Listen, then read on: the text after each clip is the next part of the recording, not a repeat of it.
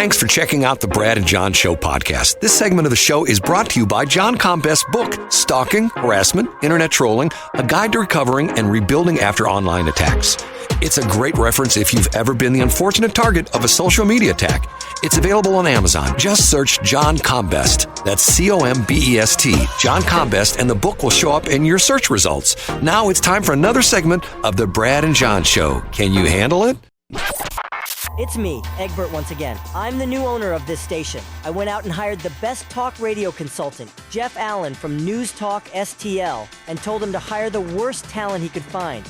Jeff did exactly as I told him. Ladies and gentlemen, here are Brad and John. Here we are, and John, your fans are texting me. Well, I wouldn't call them fans. I mean, I would just call them listeners to the show. No, On Thursday, when we discussed initiative petition legislation, Brad, you had a question about what the status of it was. Right. And I speculated on exactly where it was in the process. Later that day, Senator Mary Elizabeth Coleman, who is the sponsor of the bill, texted after listening to the show, and she wanted me to know that, I'm pulling it up, that the IP legislation passed the Senate, it's been sent to the House, and it's had its first hearing in the House. In fact, Senator Coleman drew some headlines by her testimony because she's the bill sponsor. She went over to the House and she testified about it. So that's where it stands today. So thank you for our listeners for providing feedback in near real time after the show. To that point too, Brad, one more thing. Our friend Epen Thampy, who is a cannabis lobbyist, a longtime member of the cannabis industry, pointed out that there's a couple things that I might have misstated about Delta 8. I'm not a Delta 8 expert.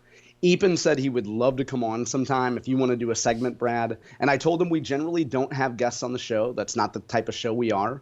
But if he would like to come on and clarify some things about Delta 8 and what the convenience industry is thinking, what the cannabis industry is thinking, he's more than welcome to come on the show. Being the libertarian guy I am, I just say blow it right open. Cocaine, yeah, it's in aisle 2. Heroin, it's aisle 4. Yeah. Yesterday, beer was just flowing in every street, Brad. You had to be careful where you were driving yesterday. Okay, first off, let me say, when I mentioned this about start this break, I said you got your fans sending me things.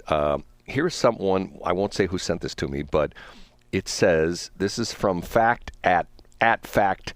This is on Twitter. Studies show that sarcasm enhances the ability of the human mind to solve complex problems. And the person who sent me says, this is why John is so smart.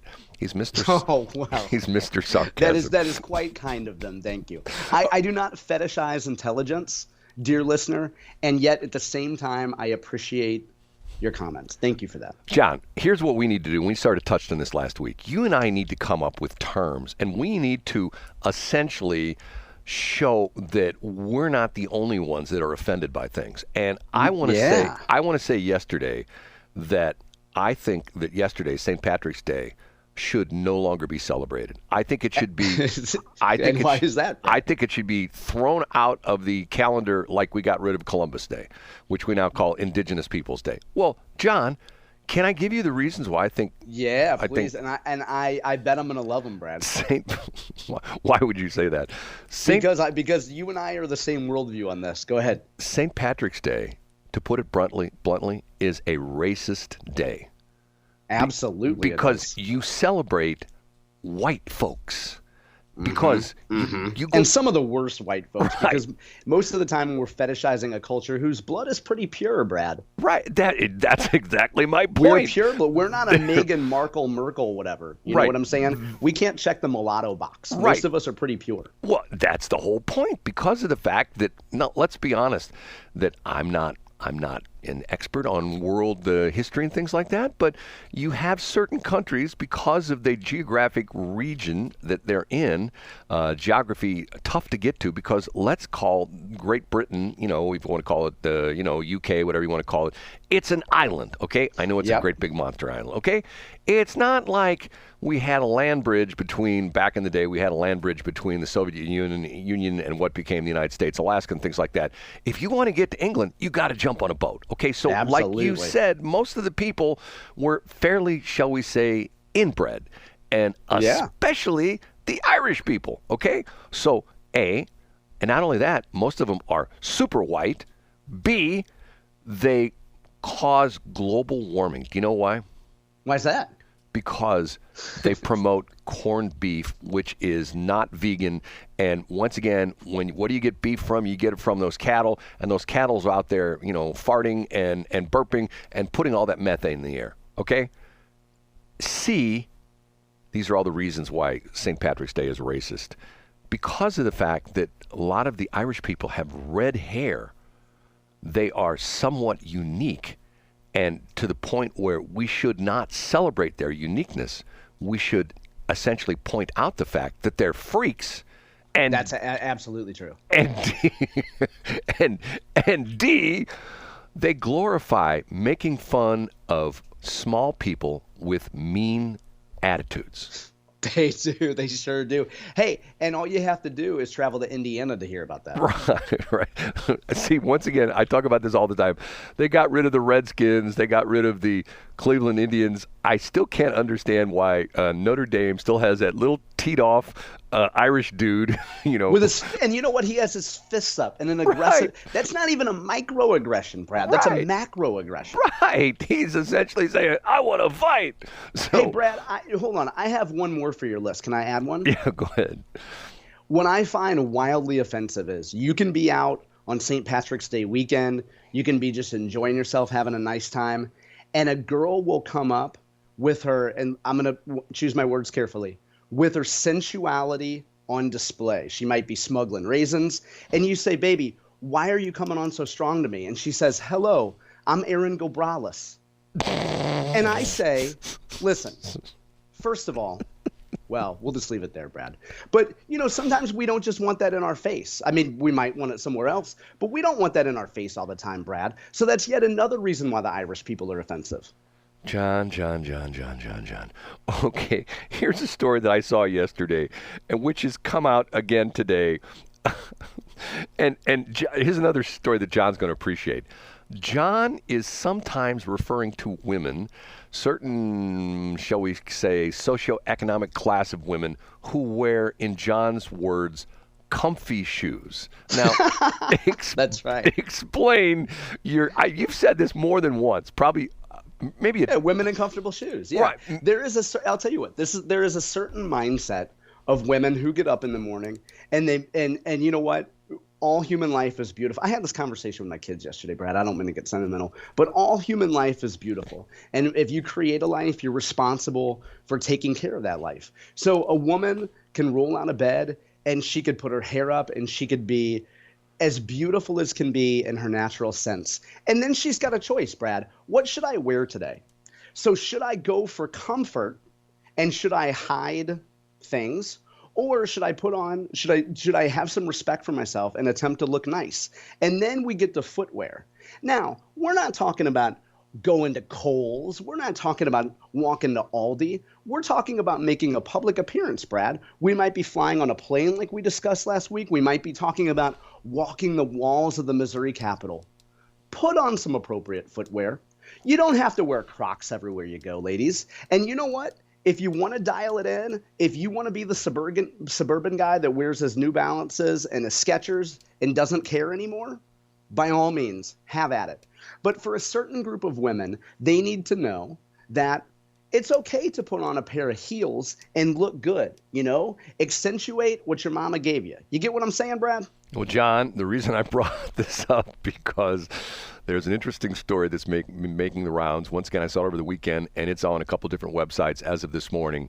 If I said to you the name Hoka, Hoka, Hoka Transport, what would you say? Oh, yeah. So Hoka has become wildly popular, and they're taking a huge amount of share away from Nike, by the way. Everything that's in that company, and are you familiar with Roger Federer's company, Brad? Oh, yeah. Okay. So Hoka has come on. Nobody heard of Hoka 2 years ago, and now it's a wildly popular foot brand. Okay, but the Transport, that particular shoe. I don't know what that is. Okay. That is the new shoe for the President of the United States. No way. They're making a shoe for Grandpa Joe. He's now wearing Hoka Transports. You're kidding me. No, I swear this is a story. You don't know about this? No, I haven't heard this at all. Here we go. This is the headline of the show. or the headline in the article. President Biden's mysterious new show provides, quote, maximum stability.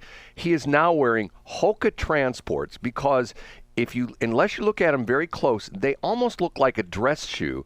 But they said, here, let me get the... But they're resistant to when he spills applesauce out of his mouth.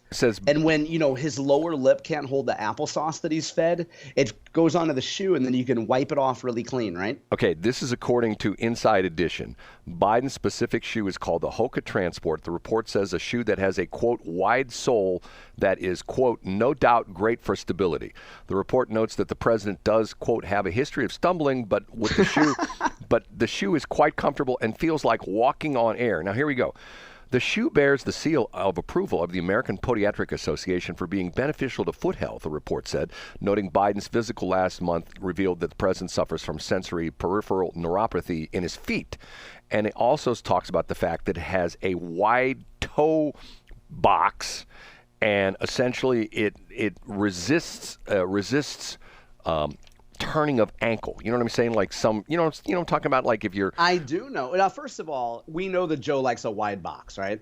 I'm not touching that. I mean, we've seen... Well, never mind. Go ahead. Jill did look really good, like in the 70s and 80s. Let's be honest here. You sent me that picture of her with oh my God. In a T-shirt. Like, if we had a time machine, she could get it. In a T-shirt without a bra on. I mean, where did you get that picture from? I subscribe to smugglingraisins.com, Brad. No, you don't. And if that domain is not available, I might... Brad, do you know that sometimes people go out and they purchase the names of people that are in the news and then they redirect that traffic to their website? Have you heard about this? John, I need to have a conversation with you off air because I think there's someone that we both know that did that, and I think it's a bad move, but that's a whole nother story. Wow, okay. Okay, but... What if it redirects to a GoFundMe now, Brad? That is I'll tell you off air. Okay, go ahead. Anyway, the whole deal on this is that Joe Biden is wearing... See, now, here's the thing for me, is that, you know what? I'm no fashion plate. Matter of fact, I'm just the opposite of that. I'm a very low-profile fashion kind of guy. I wear the same kind of stuff all the time. I wear cowboy boots, worn for years. That are my combat boots in the winter, or even to the point where my dad used to buy me, back in the day, my dad got me into this. My dad got me into boots. He used to buy me engineer boots. You know what engineer boots are? No, I don't know. Engineer boots are like cowboy boots, except they have a lower heel, and they don't have like the ascending heel. They have a flat heel, and they're essentially made they're like a work boot, but they're not. They can go both ways. You can wear them, like you could wear engineer boots with a suit, and nobody would really call you out on it. But and there's a spot in there for a protractor and a pocket protector, right? Yeah, back in the day. Yeah. But see, the other interesting thing about this is that the shoes that and I criticize guys for wearing this. It's the Wolf and Shepherd Company who came out with this dress shoe with white soles, which I'm going not a dress shoe. We've talked to you. You're right, Brad. Go ahead. Tell them why it's not a dress shoe. If it's got a white sole, it's not a dress shoe. That's not a dress shoe. That's all there is to it. If it's got white soles, it ain't dress shoe. Absolutely. So don't be wearing those with your suits and stuff like that because it looks goofy as hell. So, the crazy thing on this is that you talk about this. The other thing, there's a thing that's going around today that it started over the weekend, and I am a car guy, okay? And I talk about this for a minute because this is sort of a very topical issue right now. There is a quote that Donald Trump made over the weekend that is being lifted. They're taking something he said out of context. He was talking about the car industry, and there's another report that's come out that the Biden administration is preparing to further restrict tailpipe emissions for cars. The government mandates, internal combustion engines, ICE engines that we call them in the car business, that they are trying to make it even tougher for the manufacturers to meet these restrictions. Hence, the manufacturers will just give up on making gasoline and diesel-powered engines and just do nothing but electric engines. Okay, so Trump was addressing this as a press conference over the weekend, or an appearance or something like that, and he said essentially what he was saying was that if you re-elect Joe Biden, it's going to really hurt the auto industry, and it's going to cause a bloodbath in the auto industry because the car manufacturers are already struggling with this deal with the electric mandate. So everybody's lifting the quote that essentially what he says, if you just listen to the quote they're lifting, is if you don't elect him, it's going to be a bloodbath. So in other words, the idea being is, if you don't elect me, you think January 6th with something, you ain't seen nothing yet. You know what I mean? That kind of an attitude. But now see, here's the interesting thing, the car business. I do a lot of reading on this, and I'm always fascinated by it, mainly because of the fact that I used to have a lot of clients that were car dealers, and I always found the car business fascinating. Here's the problem. You know what's sitting, if you go right now, it's, this time in the morning, if you go out to Chesterfield Mall, there are hardly any stores out there anymore, okay?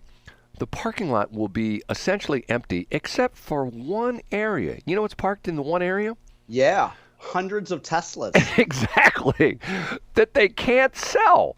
And what's happened is the car industry, you have the early adopters who, I got to have an electric car, who went out and got an electric car. And once again, I'm not making fun of it. If I had the money, I'd buy a Tesla. I really would.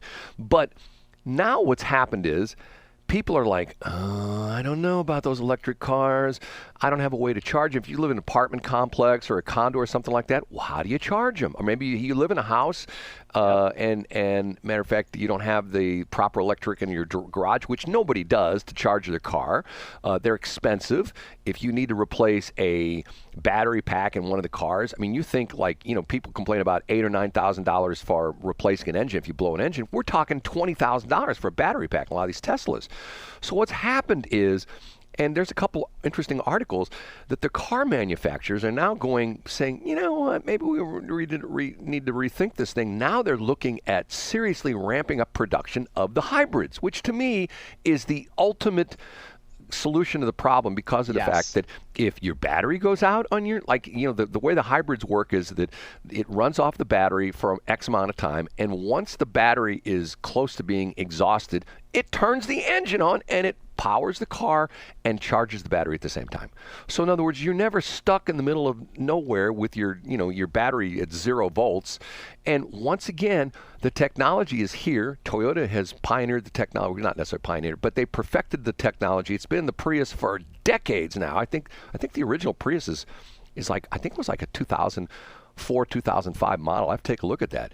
And there are a lot of car manufacturers that already do it. The problem is already the manufacturers like Ford, they're losing their butts selling the stupid, the Lightning trucks.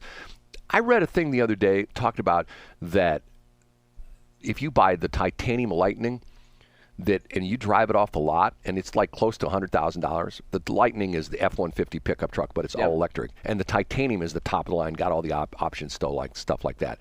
If you drive it off the lot, let's say you pay $95,000 for it. Once you drive it off the lot, it's worth less than $50,000. Now, John, you being a financial kind of guy, how many times would you want to invest $95,000 on a Tuesday and have it worth $40,000 on a Wednesday? 0. And to that point, I know we're up against break. This is a leading question that you're going to answer correctly. Worst performing stock in the S&P 500 this year is? Is it Ford? No. Who is it? Tesla, down 34%, Brad. Well, they're having all sorts of problems. They're cutting prices, and not only that. By the way, I mentioned this 2 months ago, that they signaled that that they had to cut prices in Europe and in China, and then it would be coming to the United States. Oh, yeah. You and I talked about it on this show 2 months ago. Yeah. And once again, I'm not dissing Tesla. Tesla's a disruptor. Yep. Tesla's done a lot of interesting things, but once again, the problem is a lot of people are going like, I don't know. Plus, the statistic I heard, which was mind-boggling, over the past 4 years, car prices have gone up almost 30%. 30%. Yeah. Now, how about that Bidenomics, right?